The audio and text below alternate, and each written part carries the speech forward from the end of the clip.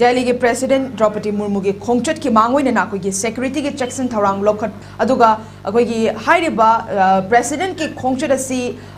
मयाम की ओइबा मोट हाइबा तारे मयाम की ओइबा वाखलोंददी हाइरिबा मा के खोंगचट असी हयेंग December 11 माहक लाकदबा पुंगसिंगदा नुंगथिल की पुंग अमदगी हौरगा माहकना मणिपुरदगी हनखिद्रि फौबा ओइना कनागुंबा खरनदी अदुमक थिंगबा पामदबा मागी खोंगचट असिबु पामदबा ओइबा मसा मसागी मोट ओइना फोंदोकनरि ओजा अदुगा माकी President सिना December 12 पांथोकदबा नुपी लानसी माहकना सरुक यागनी हाइबा वाफम अमकसु लेबनी खोंगचट असिना कया थोकना येंगबयाय अदुगा मयामगी ओइबा वाखलोन मयामगी ओइबा मोट सिंगसी लोइनमक येंगब मतुंगदा ओजाना कमाइन थमिनी ओजा President na hadak Manipur lakkadori अखोगी लैरिबा मणिपुरदा अखोगी खुसेम की ओइबा लान हाइबा ताई अदुगा मयामना सो हाइनरिबा सगी मणिपुरदा थोइबा लान अदुगा अखोगी रिलीफ कैंप ता मी मयाम फोर्सिबली लैबा रिलीफ कैंप ता लैबा मी सिंग मयम दा हंजगे हाइबदा इंडिया की सिक्योरिटी फोर्सेस ना मखोइदा खुद थाबा अदुगा मखोइदा प्रोटेक्शन पीबगी महुत्ता अखोइदा तौरिबा मयाम सिंगसी येंगा कांदा मणिपुर की लांसी दा याम चाउना इंडिया गवर्नमेंट की खुद याओबा अदुगा मखोइना deliberately मसी neglect तौरकांदा लांसी थोहनबगी वाफम दा अखंगाई सिंगना हाइनबा अमा लै मसी की तंजासिदा अखोगी प्रेसिडेंट ना लाकपसी सु यामना मरुओइबा कॉन्टेक्स्ट अमने हाइना लौबा याई अदुगा यामना सेक्शन निगाई ओरिसिना प्रेसिडेंट ना हंदक लाक्तिंगै की ममांगदा मणिपुर की गवर्नर दा अदुगा अखोगी मरी लेनबो अथॉरिटी सिंगदा अखोई मणिपुर हिल बजेट अदुगा वैली बजेट हाइन हिल वैली की अदुगा यामना अखोगी याम अकाइबा हाइतारे मणिपुर की लैबा पोसक सिदा इसदा यामना चिंगननिंगाई ओइबा अदुगुंबा लेटर अमखक थारखिबा मजुकी मरी लेनबा एक्शन लौखलो हाइदन थारखिबा लेटर मसु लैरे अदुना मदुगी कॉन्टेक्स्ट येंगबा कांसे इसदा प्रेसिडेंट ना लाइबा पोसी इसदा अखोगी हजिक मणिपुर की लैबा पोसी हिल वैली ना अखोई अनी थोकना अखोई येंगतबगी मिएंग अमखक चंगछलबरा हाइबगी तंजासदा अखोइना मसी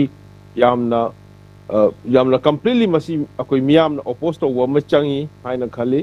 हाइबदी कइगिनो हाइकांदा मणिपुर से हिल स्टेट नि अदुगा मणिपुर से हिल वैली हना खाइदोक याबा लमसु नते अदुगा वैली हाइबा कांदसु अखोई मणिपुर की सिंगी लम सिंग से इस मणिपुर अपुन बजी सिंगी लमनी अदुगा गसाई हाइरिबा अखोगी इम्फाल की मागी अवांग बसे अखोगी इम्फाल वैली की अवांग बसी सेंट्रल वैली हाइबा अवांग बसी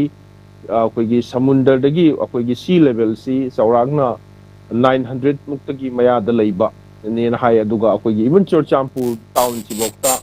मागी अवांग बगे इम्फाल का चुचामपुर की अवांग बसी सुमना खकी 100 मीटर बो खेना दबा हाइबदी चिंगी अखोई माउंटेनियस रीजन द लैबा अधुम लबा मफम अमनी प्लेन एरिया ओइना चिंगबनी अदुना हिल वैली ना खाइदोक यादबा मणिपुर आइबसे अखोगी अखोई अपुन बसी हिल स्टेट नि अदुगा अदुना नि वैली हिल की मरक्ता लैरिबा अखोगी सलुक सिग समना हाइबदा जुको वैली हारा कांदा जुको वैली खतंग अखोइना वैली नि अदुगा लैबा उखुल की होल एरिया से हिल नि हाइबा यादबा दुमाइना खौपुम वैली अदुगा चोचामपुर वैली अदुगा इम्फाल वैली हाइना लैबा मयाम सिंगसी येंबा कांसे इसदा अखोइना मणिपुर सी अखोगी चाम सरुक अखोई 22,000 स्क्वायर किलोमीटर हाइना लैरिबा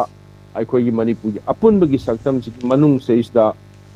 अखोइना सिटी तंपाकी मसा तमा Larry हाइबसी Subna खकी 2,000 square kilometre योबो नते हैबो अदुना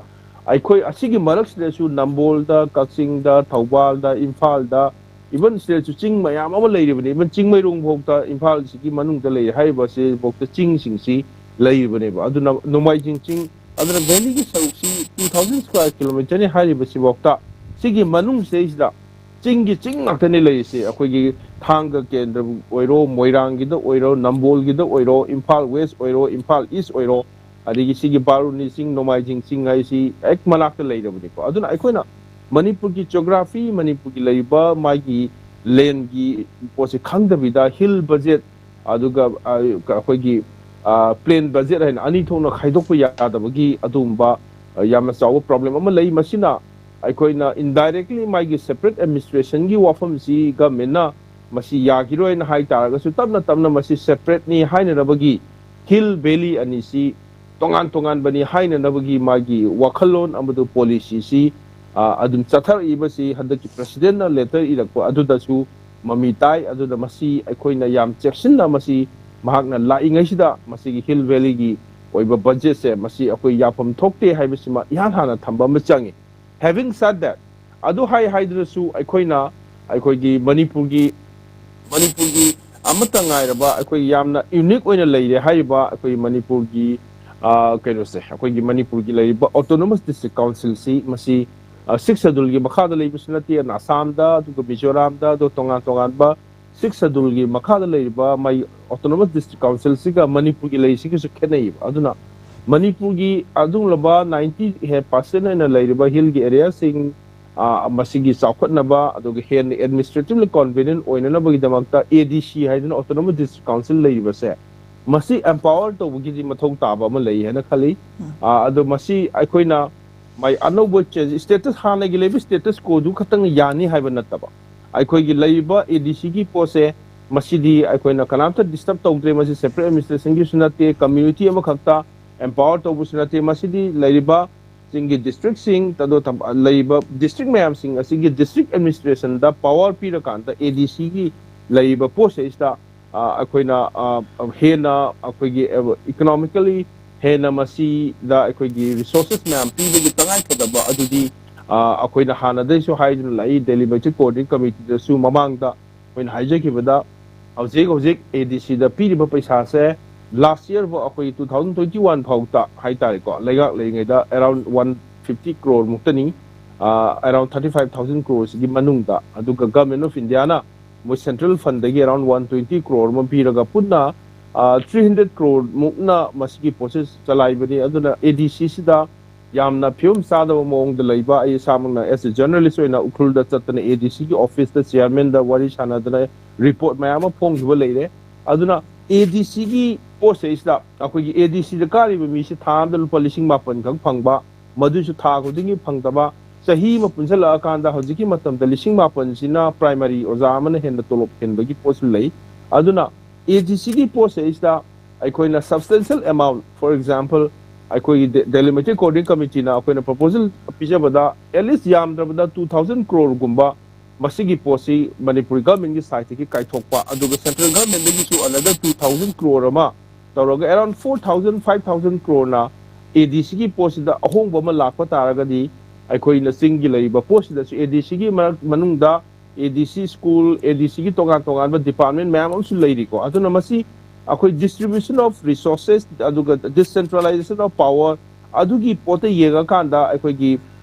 ma district ma'am sakhona nabagi madugi asobo khongthang ama tangai phadana lakpagi potudi akoi chu thamjaningi aduna hill valley separate oina tawbo si samna haibada masidi akoi gi tolop sari ba mi ma'am singje chingi na hill gi tolop piba tampakina haiba yaba nate manamdi singi whole central administration Manipur state administration da yauriba mayam singse schedule tribe ki aduga schedule kanogi mayam ama yauribanina hill gi na budget sini tam gi na budget sini na haiba yaba po nati sigi post aduna sigumba posting se akoina completely opposed over ma changi haiba sima ai thamjage han bada president gi tanja si lauraga aduga Nupi lal gi porama yauni haiba se masi su yamna phai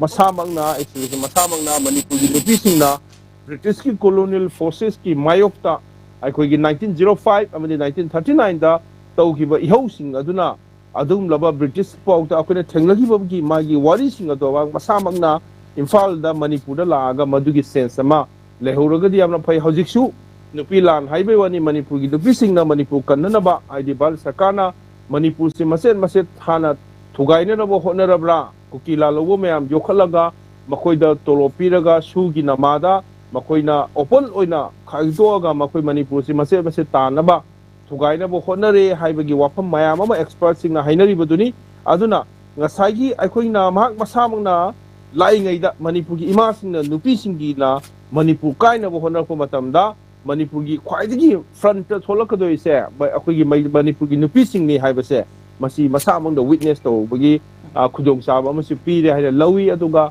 masagi kokrom na mahak lakpa matamda akoi boycott tawre hai masi di akoi gi